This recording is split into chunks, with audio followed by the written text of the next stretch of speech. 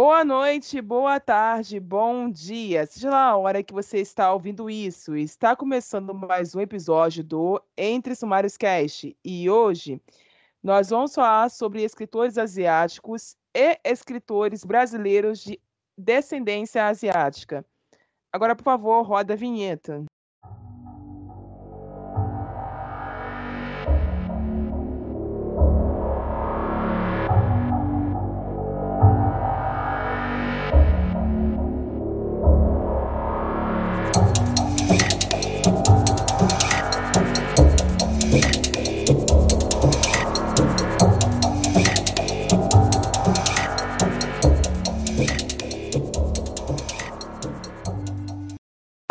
Esse podcast faz parte da iniciativa O Podcast é Delas. Saiba mais em opodcastedelas.com.br.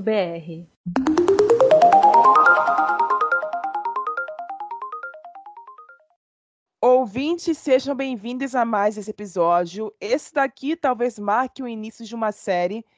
E aqui nós vamos dar uma lista de recomendações montadas por nós e pelos nossos seguidores e pelos nossos convidados de escritores que você, ouvinte, precisa conhecer, que nasceram nos países da Ásia ou então são brasileiros descendentes de pessoas que nasceram nesses continentes. Agora eu passo a palavra para a convidada do dia. Pode ir, Rebeca, depois adiciono o restante. Olá, boa noite. Meu nome é Rebeca Kim. Eu tenho 30 anos e sou neta de japoneses. Nasci e moro no Brasil. Tenho essa origem familiar miscigenada, né? Porque só de a minha mãe é que é descendente de japoneses, o meu pai é brasileiro. E eu sou autora de romance juvenil contemporâneo. Atualmente publico de forma independente na Amazon. Publiquei o conto Rascunhos de uma Cena Sublime e participei de coletâneas de contos, tais como Qualquer Clichê de Amor e Confetes e Serpentinas. Ok, para quem não me conhece, a minha voz, eu sou a Rai. Eu dirijo, apresento e edito esse podcast há quase 5 anos. Sou escritora de ficção especulativa, sou do Rio de Janeiro.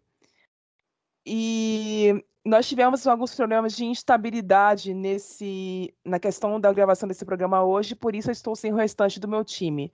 Mas normalmente nós somos 3 apresentadoras. Mas eu espero que vocês gostem do conteúdo que vocês vão ouvir por aqui. Esse episódio também irá incluir recomendações da escritora Gil Murakami, que é uma escritora paraense de ficção, principalmente ficção científica e fantasia, que já esteve por aqui na programação desse podcast no episódio O Norte Escreve. Então, se você quer saber mais sobre a carreira da Gil e sobre outros escritores do norte do Brasil, você pode ouvir esse episódio. Os títulos que a Gil já publicou são Aprendiz de Ferreira, que é uma história amazofuturista, que é uma história futurista que se passa no cenário amazônico, que mistura cyberpunk com fantasia. E tem a série Steampunk, As Formidáveis Gomes and Doyle, da antologia de crônicas fantásticas de famílias em apuros. A minha lista vai começar com um dos meus escritores favoritos do ano passado, o Cixin Liu, da China. A biografia rápida do mestre é a seguinte: ele nasceu no dia 23 de junho de 63, em Huaguan, Shanxi. A obra mais famosa do Liu é O Problema dos Três Corpos, que eu recebi da editora Suma acho que em abril do ano passado, mas ele foi publicado pela primeira vez em 2007 e traduzido por inglês para Tor Books em 2014. E em 2015, ele ganhou o Prêmio Hugo de Melhor Romance.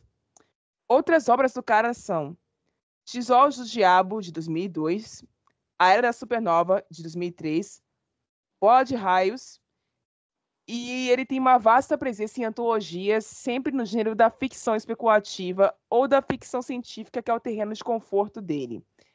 Esse livro, ele é muito bom, O Problema dos Três Corpos. Eu estou muito ansiosa para ler o restante da trilogia. Não sei se a Suma vai me enviar, mas se ela não enviar, eu vou comprar do mesmo jeito, porque eu quero muito descobrir o que acontece depois.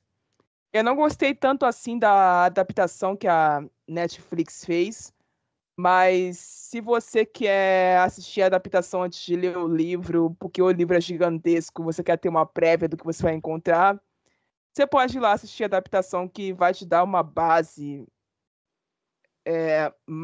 do que mais ou menos você vai ver dentro do livro, apesar de não ser muito fiel ao que o livro apresenta.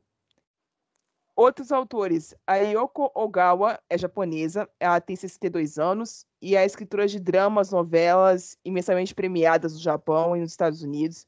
Ela foi recomendada para a gente por um ouvinte e eu gostei da sinopse dos livros dela. Eu já adicionei ela na minha lista de próximas leituras no Goodreads. Exemplos dos livros dela: Polícia da Memória, Hotel Iris e O Museu do Silêncio. Mais uma escritora japonesa, Natsuki Rino, é uma romancista japonesa, ela tem 73 anos. Ela já escreveu fantasia histórica e suspense. No Brasil, ela foi publicada recentemente pelas editoras Gutenberg e Rocco. E eu achei essa mulher durante a pesquisa desse episódio, e agora eu também quero ler, principalmente o livro chamado Do Outro Lado, que, para edição em inglês, recebeu o título Out. Eu vou tentar ler a sinopse aqui para vocês. De meia-noite às 5h30, sem intervalo, Yaoi Masako Yoshii e Kuniko e seus colegas permanecem ao lado da esteira transportadora embalando quentinhas. Apesar de oferecer bom salário para meio expediente, o serviço na fábrica de refeições de comida pronta é desgastante. Entre o trabalho mecânico da madrugada e os afazeres domésticos da manhã seguinte, as 4 operárias japonesas viveriam o repetitivo e extenuante cotidiano da mulher contemporânea, até que um trágico assassinato mudasse suas vidas para sempre. Eu leio muito suspense, eu gosto muito de ler esse gênero em qualquer circunstância, então eu acho que esse livro vai ser uma ótima adição ao meu repertório. Recomendações da Anne, a minha segunda voz que não pôde estar aqui hoje. Pachinko, de Min Jin Lee, que é livro de uma sul-coreana /americana que decidiu se dedicar a contar uma história que trata a vida de 4 gerações de uma família coreana que acaba migrando para o Japão. E a história tem muitos detalhes sobre a importância de se manter vivo e ter orgulho de sua própria cultura na época que as guerras contra governos autoritários aconteciam, seja elas passados ou não, e acabam prejudicando em máximo os menos favorecidos. Um Conto de Mil Estrelas, Bactéria, é uma novel tailandesa que conta uma adaptação super bem feita com uma história do Fian, que é um playboy que nasce com um problema congênito no coração e precisa de um transplante. Esse transplante acaba vindo de uma moça de bom coração, assim, entre aspas, que é uma professora voluntária em uma aldeia indígena do norte da Tailândia. Como se estivesse ganhando as memórias da moça, o Tien acaba sentindo vontade de descobrir mais sobre a pessoa que salvou a vida dele, e por isso acaba decidindo se voluntariar na mesma aldeia que sua doadora. Então ele acaba questionando seus valores, sentindo seu coração balançar pelo capitão Furra, que também é a paixão de sua doadora. A história tem 2 volumes, é cheia de autodescobertas, cultura e como se deve dar valor às pequenas coisas. Semantic Error, do Ji Sori, outra novel, dessa vez coreana, que também tem uma adaptação, dessa vez para anime, é um enemies to lovers bem divertido, com temática universitária que junta engenharia de computação, design, e a narração segue uma história não linear, dando foco nos momentos que é preciso o boom, que é o grande ápice, um corte de cena. E ela funciona muito bem. Menções honrosas aqui. A Tempestade que Criamos, da Vanessa Chen. A Anne já falou pra caraca sobre esse livro no episódio que a gente teve ano passado, chamado Tag de 50%, que foi um episódio sobre livros que a gente leu até o meio do ano. A Inconveniente Loja de Conveniência, do Kim Ho-yeon. Esse foi editado pela Galera Record e hoje, desde presente para a Anne ano passado, e ela deve ter falado sobre ele também no episódio da Tag dos 50%. Se não foi nesse episódio, ela deve ter falado para ele especificamente no episódio sobre literatura de cura. Aí eu deixo para vocês os links certos na descrição do episódio. E por último, menção rosa para sempre número 1 do Woo Kim-ho, que é a leitura atual da Anne, e ela deve contar mais para vocês sobre assim que ela voltar. Passa lá para a Rebeca. Primeiro, eu gostaria de indicar Os Brasileiros, que justamente eu já iria indicar a Gil Murakami sem saber que ela também seria parte desse episódio, porque é uma pessoa que eu admiro muito. Eu gosto muito do trabalho dela, da forma como ela escreve e da influência que ela coloca na escrita por ser não só nipo-brasileira, que é descendente de japoneses como eu, mas também na cultura do norte, que é uma representação do Brasil que a gente tem muita defasagem também, né? Sim. E também o Monge Han, que é também uma pessoa que eu gosto muito, admiro muito.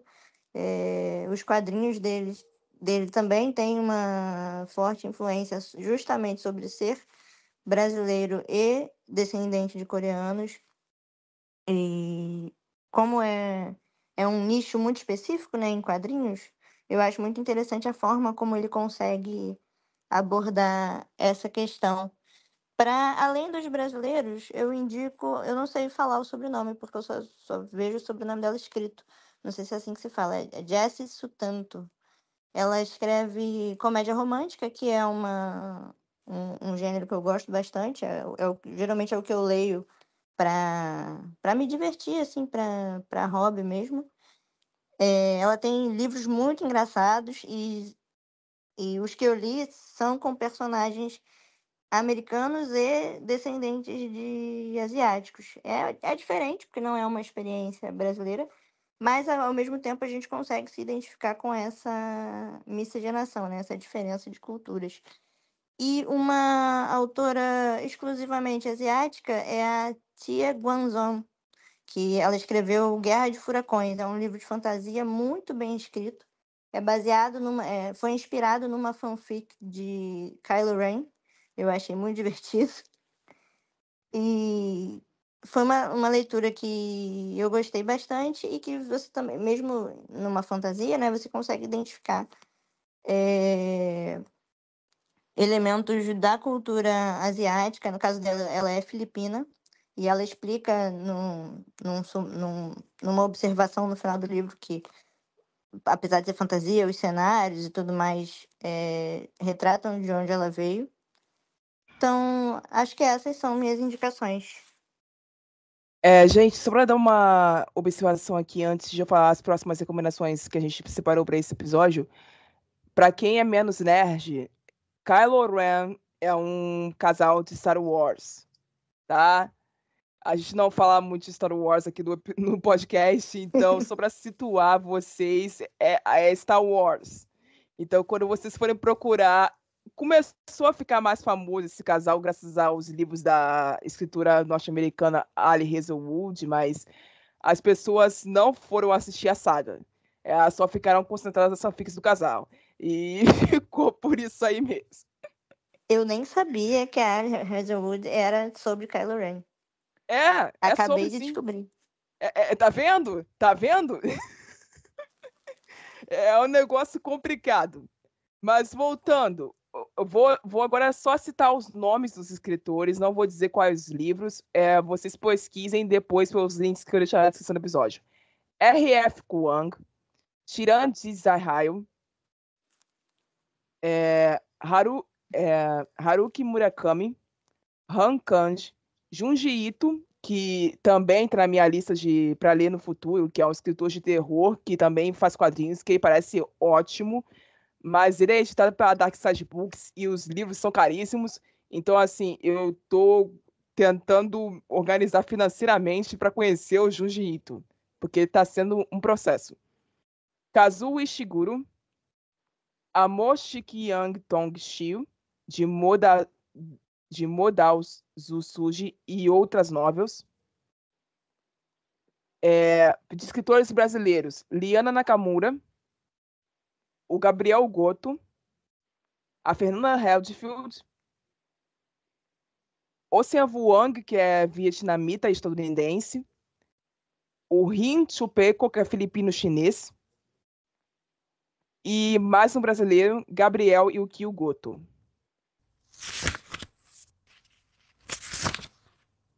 Beleza, eu acho que a gente pode começar esse terceiro bloco, que seria o bloco dos debates, falando sobre o que a gente pode fazer para que seja despertado um interesse maior nos leitores para livros relacionados à cultura asiática. Mas é fundamental que vocês que estão nos ouvindo pensem assim, primeiramente. Rai, mas já não existem pessoas nas redes sociais falando sobre literatura asiática, por assim dizer?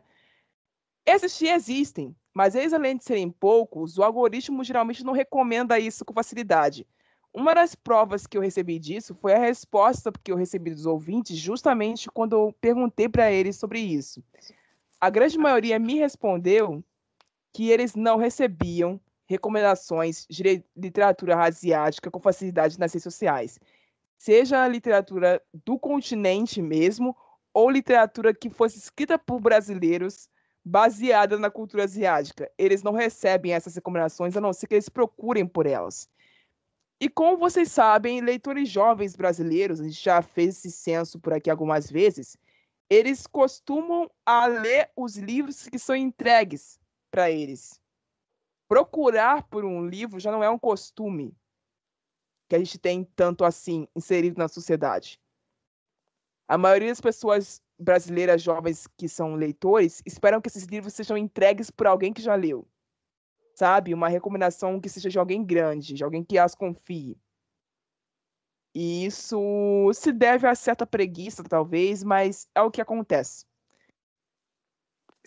Nossa, eu não sabia dessa questão do algoritmo. É uma coisa nova para mim. Mas eu concordo com isso que você falou e eu acho que ainda assim é importante a gente falar sobre isso em rede social, produzir conteúdo sobre isso, que é o que a gente está fazendo aqui, né? Uhum. E eu vejo esse movimento também em eventos de literatura, em Bienal, em mesas de conversa, de debates, que isso precisa ser um assunto presente ainda, justamente para que cada vez mais pessoas sejam atingidas por essa questão, né, e se interessem e procurem saber para acompanhar mais de leitura asiática no geral. A gente sabe que houve uma popularização recente da literatura asiática no contexto das chamadas literaturas de cura, né? Que são livros geralmente de fantasia ou até mesmo de romances contemporâneos que são criados naquela metodologia de literatura de conforto, onde nada extremamente dramático acontece, onde nada excessivamente violento acontece, que seriam literaturas para trazer justamente essa sensação de cura emocional mesmo, cura existencial, de uma espécie de acalanto no coração dos leitores. E a Galera Record, que tem ganho um espaço com isso ultimamente, porque ela editou boa parte dos livros famosos dentro desse espectro. Mas existem outras editoras, aliás, cuidando disso também. A galera não foi a única no Brasil a traduzir esses livros. Existem filmes que estão dentro desse espectro também, que estão sendo lançados recentemente. Os doramas foram uma grande forma de impulsionamento para alguns livros serem traduzidos aqui no Brasil. A gente já teve essa noção. E alguns animes também, que são adaptações de algumas novels asiáticas, acabaram trazendo novos fãs para dentro dessa literatura. A gente pode observar que tem várias maneiras diferentes de você conseguir fazer com que leitores prestem atenção nesse aspecto literário, mas que ainda é necessário um incentivo direto, como a Rebeca estava dizendo. Eu que moro no Rio de Janeiro e sempre estou frequentando a Bienal do Rio, eu raramente vejo escritores asiáticos frequentando a Bienal do Rio. Quando vejo, são quadrinistas. e quadrinistas que estão sempre reservados ao pavilhão laranja, que é o pavilhão dos artistas independentes em maioria.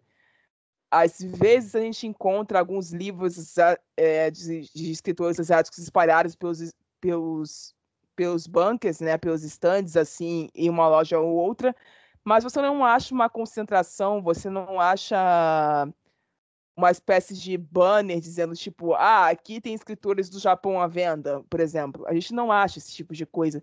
E isso já seria um grande diferencial para que a Bienal passasse a adotar, porque ela já faz isso para outras classes, então por que não para essa também? Quem frequenta a Bienal do Rio de Janeiro sabe que quando eles estão querendo expor autores negros com mais evidência, eles colocam banners na frente do pavilhão ou do lado de dentro do pavilhão avisando: leiam autores negros. Aí tem os títulos de alguns autores negros misturados na frente da porta da editora e as fotos deles escritos assim à mostra. E eu não vejo isso para escritores asiáticos. Eu acho uma pena. Já seria uma movimentação diferente que faria com que a Bienal do Rio, pelo menos, passasse a incentivar com mais força essa literatura. Aí a gente pode tentar trocar o assunto agora para a questão das livrarias físicas e online também, porque, pelo que eu ouvi dos ouvintes, infelizmente eles não estão recebendo recomendações assim na Amazon ou, ou em livrarias físicas quando eles vão visitar para comprar esses tipos de livro físico. Eles falaram que algumas livrarias eles encontram livros separados por países, e isso facilita que eles procurem e se interessem sobre essa literatura, mas que isso não é comum. Só ocorre em algumas datas específicas. Então, eu concordo com tudo isso que você falou e eu acho que a forma de ir intensificando isso, né, é justamente a mesma coisa que a gente falou antes. Continuar falando disso, continuar tentando divulgar e aos pouquinhos o mercado vai entendendo que tem essa necessidade de expor e de divulgar mais autores asiáticos e mais leitura asiática. É uma coisa que você falou também sobre outras mídias, né? Sobre Sim, é, doramas e etc. É importante também a gente manter esse debate justamente para não virar uma representatividade vazia. Assim, no meio dos doramas, por exemplo, eu vejo muita questão de fetiche, é, e muito senso comum sendo reproduzido, né? Estão consumindo produtos asiáticos, ok, mas de que forma e que reflexão isso traz, né? Também é complicado. Eu acho que pela literatura a gente consegue um debate mais aprofundado sobre isso do que em outros produtos. como assim? Você pode dar um exemplo mais claro, só para a gente poder focar nisso mais um pouquinho? Por exemplo, não sei se você acompanha a novela das sete atualmente, tem um personagem que ele é ator coreano de dorama e veio para o Brasil, enfim. Ele é descoberto por uma fã, ela fica obcecada É, por ele, eles estão namorando, algo é. assim, né? E aí, assim, eles usam essa popularidade, né, dos doramas para reproduzir cenas e para atrair esse público, mas a forma como conduzem essa história é totalmente romantizada e fetichizada, do tipo, você pode encontrar um coreano por aí, pelo Brasil, entendeu? É, as pessoas não veem como indivíduos, como, entendeu? É apenas a imagem de uma pessoa asiática e carregando todos os preconceitos que as pessoas acham que tem, entendeu? Entendi, entendi. É mais um estereótipo do que qualquer outra Isso, coisa. exato, exatamente. é um fato que as pessoas deveriam ficar mais atentas quando a gente encontra, por exemplo, livros com personagens asiáticos escritos por pessoas que são de outras raças, por exemplo, escritos por pessoas brancas. Que pode ser que a gente esbarre com esse tipo de coisa também, né? Pois é. Em alguns títulos literários que possuem esses personagens asiáticos sendo ali representados, mas com essa característica estereotipada que você mencionou. Exato. E aí, no caso da literatura, a gente tem o serviço de leitura sensível, né? Sim, Justamente para isso. Mas é uma coisa que eu vejo um pouco em falta em outras mídias, assim. Eles querem utilizar da cultura e da popularidade, mas não querem aprofundar na questão racial. porque às vezes as pessoas, grandes empresas, como é o caso da Rede Globo, que é responsável por essa telenovela, elas ficam muito mais focadas em conseguir o chamamento do público para essa ocasião do que efetivamente colocar algo que vale a pena ser discutido à frente do telespectador. Sim, Ainda mais na questão de novela das sete. Aquele tipo de entretenimento é a coisa mais rasa que existe, sim. se você comparar as novelas dos outros horários. Mas, seguindo nesse foco, mas mudando um pouco de figura, para a gente caminhar para o encerramento, eu acho que o que eu quis trazer com essa ideia de fazer esse episódio, até no início, quando eu estava tentando convidar pessoas para aparecerem aqui, era, além de incentivar vocês a conhecerem mais escritores asiáticos, era lembrar a vocês que asiático também é minoria.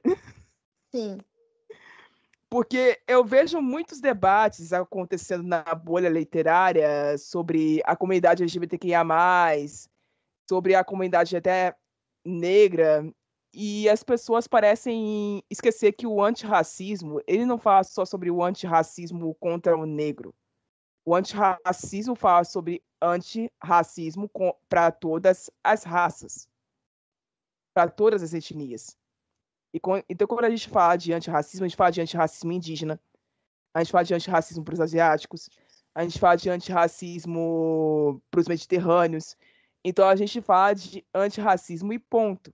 Então, é uma coisa boa de você lembrar que esse tema tem que ser discutido sim, que tem que ser observado sim, e que não pode virar apenas uma coisa menor a terceiro plano a ser cuidada.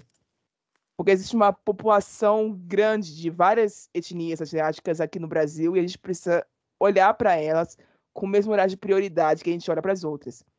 Por mais menor que ela seja visível em alguns lugares aqui desse nosso país, que tem uma proporção continental de tão grande.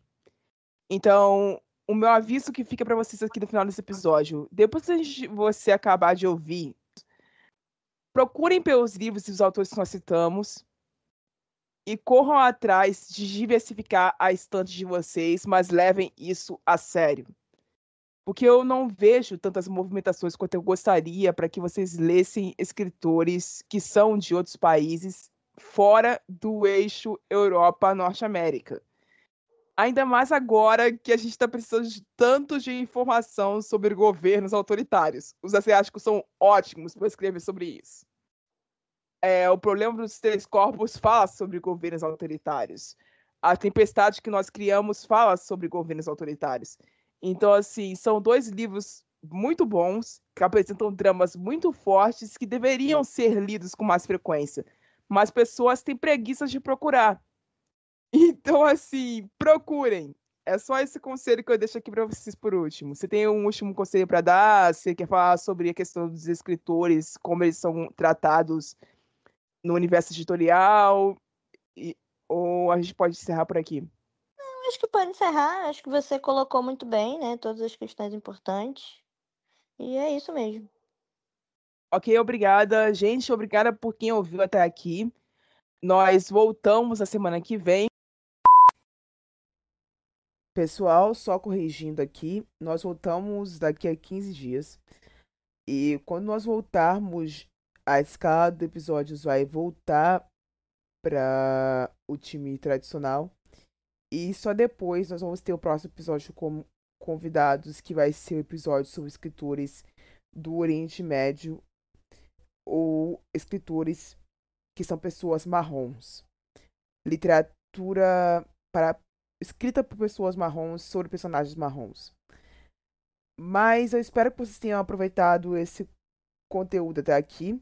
Esse episódio dos escritores asiáticos terá uma parte 2 que será alternativa, para que a gente possa debater mais conteúdos desse nicho em breve. Não sei certo quando, mas eu vou discutir isso com vocês em breve nas redes sociais do programa. E, por favor, me mandem dicas de como eu posso dirigir melhor esse debate numa próxima vez, tá? Nós realmente tivemos alguns empecilhos dentro da gravação que nós planejamos para esse episódio em específico, que foi o dos escritores asiáticos que vocês acabaram de ouvir. Pessoas ficaram doentes, gravações atrasaram, pessoas acabaram tendo a agenda bagunçada e a gente acabou não conseguindo entregar o que a gente planejou para vocês. Mas nós vamos compensá-los, tá? É só isso que eu quero dizer. Até a próxima e tchau. Você ouviu um programa participante da rede Podcast é Delas, uma iniciativa que fornece toda a infraestrutura necessária para mulheres hospedarem e publicarem os seus podcasts. Para fazer parte, entre em contato conosco através do site opodcastadelas.com.br ou através das nossas redes sociais, como @opodcastadelas.